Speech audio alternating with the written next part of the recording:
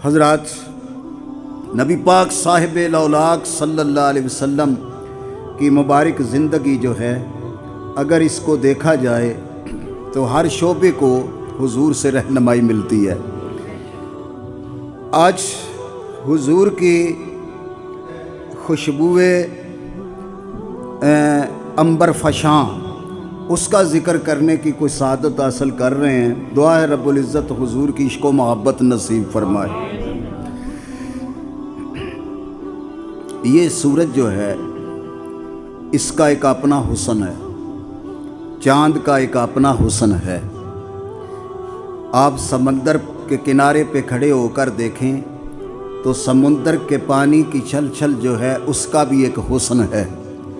پانی کی چمکار اور اس کا استوار اور پانی کا کھولنا، یہ سب اس کے حسن کو عیاں کرتا ہے۔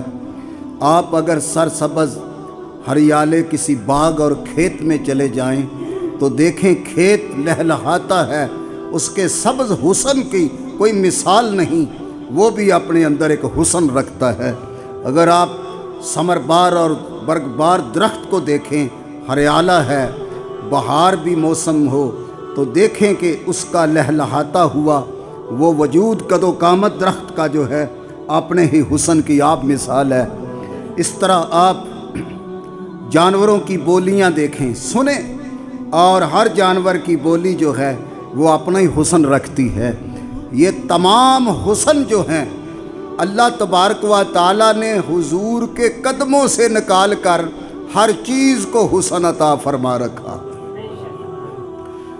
آقا کریم علیہ الصلوۃ والسلام، اگر آپ سورج غروب ہوتے وقت آسمان کا حسن دیکھیں تو عجیب لگتا ہے، طلوع کے وقت بھی کچھ الگ لگتا ہے، اور اسی طرح دوپہر کے وقت ایک سما الگ ہوتا ہے۔ جب چاند بھی نہیں ہوتا، آسمان کی چھت پر یہ ستارے جلملا رہے ہوتے ہیں، ہر ستارہ اپنے وجود پر ایک مہک کے ساتھ حسن سے چمکتا ہے، ان کا حسن بھی بے مثال ہے۔ اور اس کے بعد سیاہ رات جو ہے، رات کا سناٹا، یہ اپنے اندر ایک عجیب حسن رکھتا ہے۔ یہ سارے حسن جو ہیں، بزم حسن کائنات کے رنگ و بو جو ہیں، میرے نبی صلی اللہ علیہ وسلم کے حسن کا طواف کرنے والے ہیں۔ حضرت ثابت نبانی رضی اللہ تعالیٰ عنہ فرماتے ہیں کہ میں نے کائنات میں پھر کے دیکھا ہے، کافی ملکوں کا میں نے سیاہ کی ہے۔ اور حضرت سلمان فارسی رضی اللہ تعالیٰ عنہ آپ فرماتے ہیں، کہاں حبشہ سے میں چلا، پھر فارس آیا، فارس سے عراق اور ایران سے نکلتا ہوا موصل پہنچا، موصل سے پھر میں ادھر ایران میں آیا، اور یہاں سے پھر میں آ کے عرب کی سرزمین پر جب آیا تو دیکھا کہ عرب کی سرزمین کا حسن ہی نرالا ہے۔ اور فرماتے میں نے کافی ملک دیکھے، کافی کھیت ہریالے دیکھے، چاند کی چاندنی دیکھی، سورج کی بے تابانی دیکھی، میں نے ستاروں کی جھلمل دیکھی، میں نے نغمات چڑیوں کے سنے، میں نے بلبل کی کو کو سنی، میں نے درویشوں کی کلیوں کے اندر غاروں میں ہو بھی سنی ہے۔ یہ سارے حسن جو ہیں، میں ان کو سلام کرتا ہوں، لیکن جب میں نے آمنہ کے لال کا حسن دیکھا، یہ سارے حسن یوں لگتا ہے جیسے حضور کے قدموں سے پھوٹ کر اپنا نظارہ کائنات میں پیش کر رہے۔ حضور کا حسن وہ کمال حسن حضور ہے۔ اللہ اللہ، شاہ احمد رضا خان خدا تیری قبر پر کروڑوں رحمت نازل فرمائے۔ احمد رضا خان امام اہل سنت، آپ فرماتے ہیں وہ کمال حسن حضور ہے کہ گمان نقص جہاں نہیں، یہی پھول خار سے دور ہے، یہ وہ شمع ہے کہ دعا نہیں، یہ وہ شمع ہے کہ دعا نہیں، وہ کمال حسن حضور ہے۔ ہر حسن، پھر سلمان فارسی کیا فرماتے ہیں؟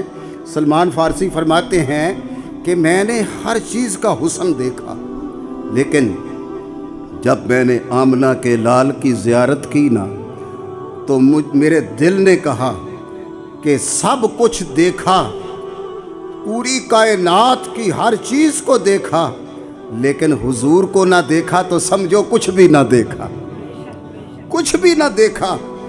ایران کا منظر، کلیسا، روس کا دیکھا اور سب کچھ دیکھا، اگر مدینہ نہ دیکھا تو کچھ نہ دیکھا۔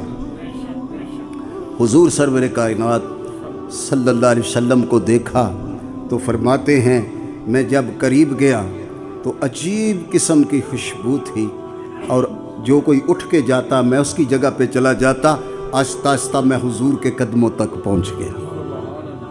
فرماتے ہیں گرمی کا موسم تھا، آقا کریم کے چہرے پر پسینہ آ کے انمول چمکتے دھمکتے موتیوں کی طرح، تو میں سوچ رہا تھا کبھی اور قریب چلا جاؤں اور آپ کے پسینے کا ایک قطرہ مل جائے۔ تو آقا کریم نے میری طرف دیکھا اور مسکرا کر فرمایا سلمان پسینہ چاہتا ہے میرا؟ تو حضور نے فرمایا ہاتھ آگے کر۔ آقا نے اپنے چہرے پہ ہاتھ پھیر کے اپنا وہ پسینے والا ہاتھ، سلمان فارسی فرماتے ہیں میرے ہاتھ سے مس کیا، تو میں نے یوں کر کے اپنے چہرے پہ پھیر لیا۔ فرماتے ہیں کہ 75 سال کی میری عمر ہو چکی ہے، ابھی تک مجھے اپنے ہاتھوں سے اس پسینے کی خوشبو آتی ہے۔ اور فرماتے ہیں کہ میں نے دنیا کی ہر خوشبو دیکھی ہے، دنیا کا ہر عطر استعمال کیا ہے، کستوری کی خوشبو سے میں واقف ہوں، عنبر کی خوشبو سے میں آشنا ہوں۔ فرماتے ہیں دنیا کی ہر خوشبو، میں بڑا خوشبو کا دیوانہ تھا، لیکن جب مصطفیٰ کے پسینے کی خوشبو دیکھی تو ہر خوشبو کو بھول گیا۔ اللہ اکبر، ہر خوشبو بھول گیا۔ حضرات سیدنا فاروق اعظم رضی اللہ تعالیٰ عنہ آپ فرماتے ہیں حضور کے جسم اطہر سے زیادہ لطیف، نرم و نازک اور مضبوط جسم ہم نے آج تک کسی کا نہ دیکھا، کیونکہ کوئی آپ جیسا تھا نہ ہے نہ ہوگا کہیں۔ سبحان اللہ، فرماتے ہیں آپ جیسا کوئی ہے ہی نہیں ہے۔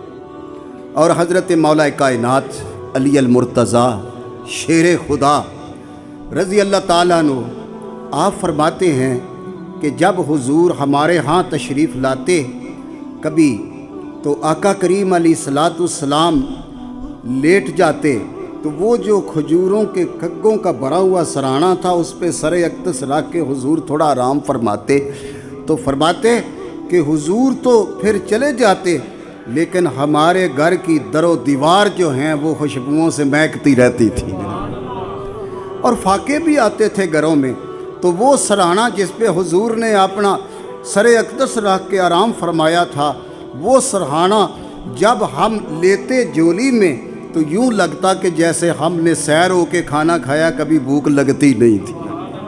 آقا کریم علیہ الصلاۃ والسلام۔ اچھا، آپ کے بارے میں